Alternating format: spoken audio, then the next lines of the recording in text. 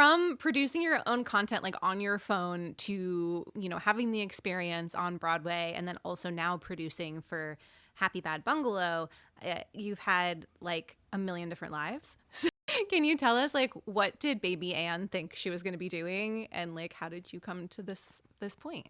I love that question. Baby Anne definitely thought that she would just be playing Annie on Broadway for Yes. 50 years. It's but not too late. It's not too late. It's very true. To go back. But it's funny that you asked that because I started in musical theater and then I started doing very serious theater outside of Philadelphia at a place called the People's Line Theater Company where I did like very serious roles for young women. And How old were you?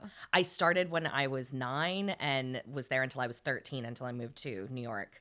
And I remember somebody asking me at one point, they were like, so do you want to do this forever? And I was like, I kind of want to run a company one day as well. And so I remember saying that out loud and not knowing what that meant I think I was probably 12 or something when somebody asked me that. Cool. But I think what I was getting at even then was I was realizing at a very young age how little control you have over the kinds of jobs you get.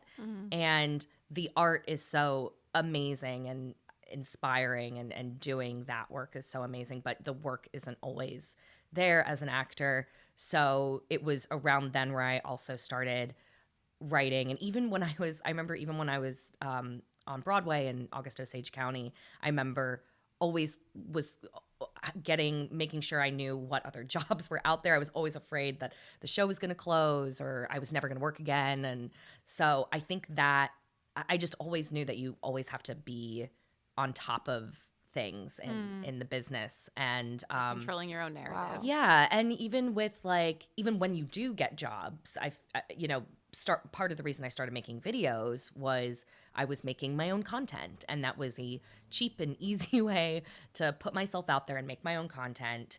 And the Happy Bad Bungalow, my production company, has just been the cherry on top of all of that because that gives me the most control in that way is being able to make things there with an infrastructure and with partners who are just amazing collaborators as well.